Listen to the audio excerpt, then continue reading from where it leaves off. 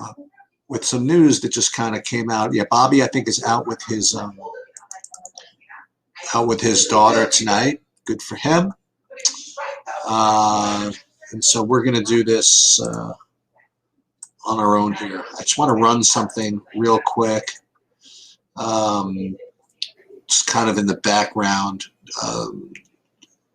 Actually, yeah, we're going to do two things. We're going to run something in FanDuel in the background, then we're going to run DraftKings in the background, then we're going to come and get the results and then go through these games because I do still have to do my my DraftKings lineups. Okay. I guess I could show you what I'm doing. I guess it really doesn't make too much of a difference. So I want to go over a little bit of news that kind of came out. I don't even know who's here or whatever it is. I'll try my best to keep my I'm going to try my best to keep abreast of the chat as well. So the news that came across recently was two things. Number one, maybe less important. Well, Joe Ingles is playing. So Joe Ingles playing does several things. Number one, it reduces the viability of Jordan Clarkson to some extent. It also reduces the viability of who's the other guy? Not exactly. For the most part, Jordan Clarkson, and also a little bit of Bojan Bogdanovic. Also, they kind of dropped down the list a little bit. It really didn't affect the main guys, Mitchell and Gobert. So that's the first thing. But quite honestly, the most important news that came out was this kind of weird tweet regarding Lonzo Ball's minutes. So apparently, I mean, it depends on how you read it, but my interpretation of it is that he might be somewhat limited. I mean, they said that they have a plan for him for the first and third quarter. In the fourth quarter, they have to try to figure it out. So with Lonzo Ball perhaps being limited, he really drops down the list for point guards, and it also boosts the Eric Bledsoe play. And you could also say that it boosts somewhat a couple of other guys. So you could say that it boosts Nicole Alexander-Walker. And the other guy it boosts is Josh Hart. So if, in fact, that is accurate, that, that Lonzo Ball might be limited, then you could certainly boost Josh Hart. So that's essentially what I've done so far at FanDuel. FanDuel, there's one other change I want to make here in my main lineup, but you'll see I'm going to have first of all, I'm getting a decent amount of Ingles, by the way. I figured if he's playing, I might as well try it. And I'm also getting a decent amount of Josh Hart now with Lonzo being somewhat limited. I'm still taking 15% of Lonzo, but it certainly is not the same amount that I was going to take beforehand. Now what I got to do is I got to find my big lineup because I do want to look through it because I think the big lineup I faded, what's his name? I faded Jokic. So I just want to make sure I'm still okay with that. Yeah, so in this main lineup, I faded Jokic and I was basically just kind of, I don't say crammed in, but took a lot of other very solid plays instead. And that's just, the way it is. Yeah, so I'm actually going with, there's a couple of different sites that give different minute projections. I'm actually going to come in with Lonzo as less than 30 minutes, Chris. I'm going in with more like 27, 28. I really don't think that, I think that that the Bledsoe play is very solid. And Josh Hart to some degree also, but I really think that the Bledsoe is very solid. So what I'm going to do, since we do have, I don't know if I'm going to take the whole time here, but so this is what I'm going to do. I'm going to go through FanDuel because I did run that already, and we're going to go through position by position and see how it looks.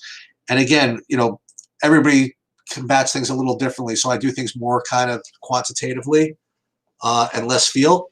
And Bobby's a little more feel, so I'm going to go through the way I do it. I'm going to do it by position, and we'll see where it comes out. Whether it's viable to do small forward punting, double punting at small forward, whatever. So, first of all, I start at center just because of the way it goes alphabetically, is that I actually like. I mean, on a point per dollar basis, I feel as though Steven Adams is actually the best play. Now again, but Jokic has so many raw points that um, that fading him completely is might be irresponsible. But my point is that you can play, like if you play three lineups, you can play one Adams, one Jokic, one Gobert. You don't have to play all three with Jokic. I don't think if you don't want to. Power forward, Roby is kinds of stands out. So what I think is probably a good idea is to take Zion with one of these three value guys, whether it be Bazley. Well, Bazley, they're all sort of value. Roby, JaMychal Green, or Bazley. I do see that you're getting a little bit of an ownership discount on JaMychal Green. Cody, I think Ingles, you could, the usual 24, 25 minutes or something with him back. I don't think that he's going to be back and then limited. You know what I mean? I think he's going to come back and play his normal, normal role. So I don't think that that's really in risk.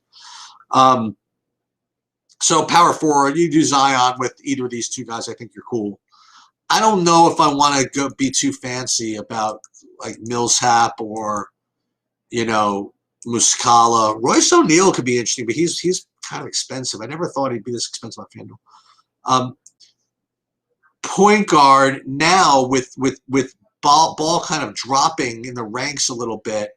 Now George Hill and Bledsoe rate to be kind of the two best point per dollar plays. But what I'm doing, I'll re-rank these accounting for raw points in a minute. But I kind of like the raw, again, just because you don't have that many options, I have no problem paying for Mike Conley here. I mean, it's fine. I mean, it's probably not the greatest play in and of itself, but in the context of this slate, I think it's fine. And then shooting guard, again, I don't like Clarkson with Ingles in the game. I know. Hey, and you know what? Bobby might disagree because I think Bobby's going to say, you know what, with Ingles in, maybe Clarkson will get lower ownership, and yeah, I guess that makes sense. But I don't know, man. I just think it's a real tough sell for me to play Clarkson at this price with him out. I think he really just drops almost off the map for me. So for me, it's just Shea, Donovan Mitchell, and Diallo. So what I'm going to do, I'm going to do the same thing. I'm going to run my DraftKings build. This is with the new minutes projections, by the way, that just came out like I said, for Lonzo, and also the Ingles thing. And now let me just see how things kind of change. So I do have to change some lineups here. So let me see who just rates to be a good place. Then we'll build lineups. So again, if you get Jokic in, I mean, he's obviously like clearly the best play. I mean, if you're going to be, see, I don't know if I could do, I mean, I guess Alexander Walker is fine. I missed small forward. I don't think I missed it. Here, I'll go back. Just give me 1 second. Actually, I'll do it now. Yeah, so small forward. Sorry about that. I thought I went over there. So I think Ingram's like clearly the best play. No, you're right. I didn't go over. I think Ingram's clearly the best play. And then there's just kind of a logjam, right? So between Bojan, Barton, Ingles, and Hart, I think all these are fine. Now, again, I'd be remiss if I didn't remind everybody of kind of Bobby's just kind of really off the board idea of Kenrich Williams. I don't know if he still likes it. I mean, he's not around, but I know that was a real low-owned, kind of innovative low-owned dart throw. I don't have it in me to do it myself. But, again, for those of you who wanted to get his takes, I know that he liked that earlier. I feel as though with the Bledsoe news, with the ball news, with him possibly being limited, I feel as though Josh Hart gets an upgrade here. So the other thing is, I don't know how much I like Bojan also with Ingles in. Bojan's actually, his usage this year has dropped. And I don't know, 25% owned dude. I mean, I don't know, maybe he's a fade. But I think Ingram's tough. I think Ingram's a tough fade here. He and Zion, you want to know the truth. The only reason not to play them together is just for kind of, one does sort of take away from the other in as much as if one guy, scoring, the other guy isn't. But like if that game somehow goes to overtime, you have both of those. I mean, like that crushes. So, yeah, I think you could play them all together. I think you play Bledsoe, Ingram, and Zion together, and you could be totally chilled. All right, let me get back into DraftKings. I did want to look at this for a minute. Let me just see with the new minutes projections how these guys. So Roby still looks like George Hill just becomes like a really, really strong play. Muscala looks good. Like all these guys, I mean, Muscala, imagine, I think I might end up playing Muscala and Roby together. That would be a little bit different. Maybe it's kind of stupid. I don't know, on a 2-game slate. So this is what I like to do. Again, I just kind of show you my thing. So now that I don't think my projections are going to really change. So what I like to do is I like to run these through, again, this is what I do. I run these through SaberSim because I'm a big SaberSim guy for multi-tape, for multi-entering. I build some, and again, I'm not as good at Bobby as kind of like creating those low-owned lineups, and I really believe that some of the lineups I get from the SaberSim process, after I do my own work, I put my own ownership projections and my own actual projections in there, and then I let the simulator just kind of simulate like these games, putting a lot of results up there. And what this does, it actually ranks them by a really cool algorithm, which again, I'm working on my own, but I haven't even come close to perfecting it yet, which kind of factors in both projections and ownership and upside. So this one will actually spit out Clarkson a little bit more. So what I like to do is, again, this is just my process. I don't like to question these. I like to just kind of eyeball it and see my ownership, see if anything really stands out as being something stupid I wouldn't want to do, and nothing really stands out. And then what I'll do is I'll fire these, and that's just what I'll do. So let's save these, and then what I'll do is I'll go into I'll go into DraftKings. I'll edit my existing lineups, and then I'll eyeball them again. And then especially paying attention to my bigger buy-ins. Yeah, so here, let's fire this up. These are my existing lineups right here. And then we'll put these off to the side. And then, what's this one? Yeah. And these are the newly created lineups. I will just insert those. And again, in these lottery ticket tournaments, where you got to beat a zillion people, I have found that my instincts and my own biases kind of get in the way sometimes of making good lineups. So we're going to let an unbiased observer, an unbiased algorithm kind of put all my work together. And then what I'll do is I'll go in and I'll just kind of take a look and see if, then I'll eyeball it and see if anything really, really stands out as being ultra stupid. Doesn't seem that way. So then what I'll do is I'll go back into let's go back into what I created there. So this was the DK. So I'm going to keep this one the same, which was Bledsoe and Alexander Walker. This one's got O'Neal in it all. So this is all these guys. So what I'm going to do is I'm going to run another one just so I have kind of a construct, and I'll set these sliders a little bit differently. I'll set them to 3 max, which is a little less risky, right? That's the best way I could describe it. And then what I'll do is, honestly, I mean, this is based on my own projections. And then what I'll do is I'll just kind of put this in, and then I will go in. This is actually pretty good. See, this is kind of neat. The Roby Muscala together, I think it could be that one, because I know a lot of people are doing. I know people are going to just not play them both because usually it doesn't make sense. But in a 2-game slate, you just sometimes have to do things that don't make sense. You know what I mean? You don't really give up that much, but if you can get that, you can get that home somehow. That's really all that you need to do to be different. Now, let me just now double check this. Is there much of a difference between Monte Morris and PJ Tucker? No, I don't think so. I don't think so. So let's look at upcoming. I just want to look at my big buy-in so that, and this is the one with Roby and what's his name? So this is Roby and it's good, and then everything else is just pretty standard, right? Jokic, Jamal Green, Barton, and it's got the heavy duty the Utah over there. It's got the George Hill, but then Roby and Muscala. That's the interesting one. So hopefully Roby gets in there enough time to get there, and then maybe we blow out, and then Muscala gets in. We'll see. We'll see how that goes. The only thing I might change, and this would be in deference to Bobby, right, is can't play the Kira Lewis. I'm not. I just can't do it, man. I'm sorry, Bobby. You're gonna have to win without me. I can't do Nickeil Alexander-Walker 5,400. And who is the other guy? Who is that? The galaxy-brained play?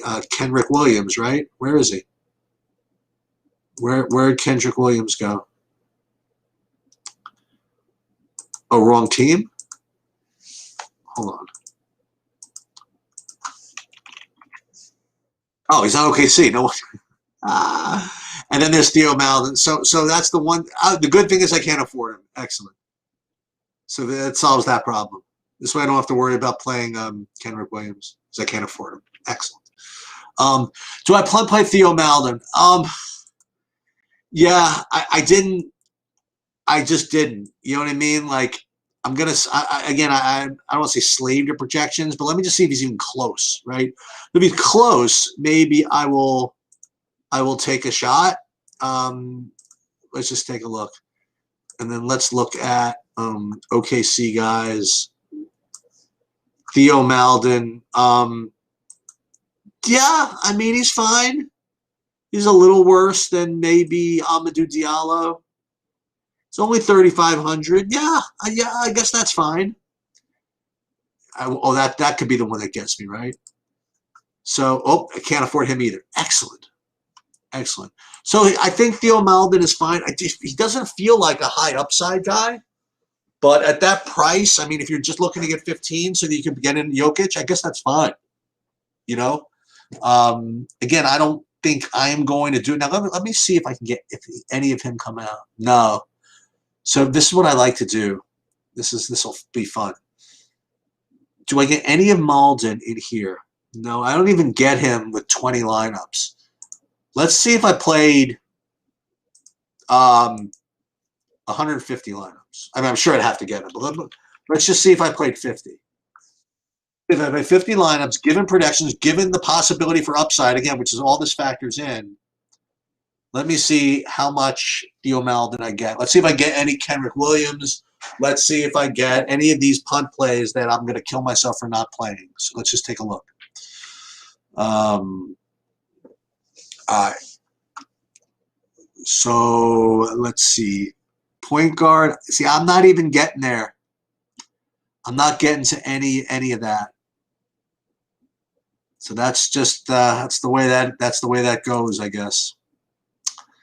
So here's Maledon. Wait, I just saw him, didn't I? Didn't I see a Maledon in here somewhere? No. No, I didn't get to him. So that's my take. Everybody's got their own, but that's my. I'm not getting to him. So what else? I mean, again, this is pretty much it. I'll take a couple of questions, and I guess we'll be just kind of on their way. I mean, let me just look at my disc. I got let me fire up my Discord, and then I'll see if any news has come out that I should be aware of. It doesn't look like it though. Let's see. Hold on. No, I don't really see all that much. People are just kind of just spewing. Conley, correlate, Mitchell, and people are now starting to overthink. So it's a pretty in a way pretty. I don't want to say standard slate, but there are not that many options. Just don't go too crazy on it. Oh, you know what I'll do? just special bonus coverage. Just because I'm here. If any of you guys are interested in this, MMA actually, there's two slates. There's a Saturday slate and there's a slate tomorrow morning. It starts at 9 a.m. And if any of you play that, I'll just kind of just show you. And I'm gonna go do some golf. We're gonna do some golf tomorrow, but just want to show you and go through like kind of the main guys that I like. So in the main event, the Chiesa versus Magny, I like Chiesa a lot here. And then I just want to just kind of go over like the key fights to want to kind of to stack, not stack, to key on. This Moreira Villanueva fight, it's like a terrible fight, but they're both just awful, and one of them is just they just both get knocked out like on the reg. So one of them is probably going to get knocked out pretty early. So you probably want to take, if you play one lineup, play one of them. Play two lineups, take one of each. So Villanueva, him. This guy's really good, Laziz. I'm going to play him, but I'm also going to play a little of Alves. He's a decent long shot. Simone is a pretty good favorite. I'm taking him. I'm not taking Nurmagomedov, whatever, how you pronounce his name. He's very expensive. I'm just not getting him. This is the one female fight I'm going to fight. I'm going to get some. This Fiorello is she's in a good spot. This fight, Jones Davis, I have a piece of a lot of this. Figueiredo, he's that's a name. His brother is like really good, but he might get a little too owned as a result. If anything, I like Rivera. Don't like any of this fight. Don't like any Suma Mujera is probably a lock. Yeah, I am going to play the McGregor slate. I'm going to take a look at that over the next couple of days. This is an interesting fight. Tyson Nam against Schnell. You definitely want to get, again, you play two lineups. I play one of each of those. So just to kind of just see what my exposures are. Here they are. I have 90% of Chiesa in the main event. And I'm probably going to stick with that. And then I guess my next highest owned guy is Simone. He's going to win. I hope he scores enough fantasy points to pay off his price tag, which is really a lot. And then I basically just kind of like didn't take any huge stands on anybody. I just kind of just used those key fights and got a little of all of them. So like you see like Villanueva 60%, but Moreira's got 40%. They're fighting each other. Schnell and Nam, I got a good amount of both of those. So that's kind of what I'm doing there. Let me just take a look. Last thing at the at my Discord. Scala seems like a terrible play. That's good. People think that. Yeah. So I guess that's about it. Any other questions? I guess that's all. We're going to get back tomorrow. I'm going to do some golf. Good luck in the NBA tonight. And yeah, that's it. Talk to you guys later.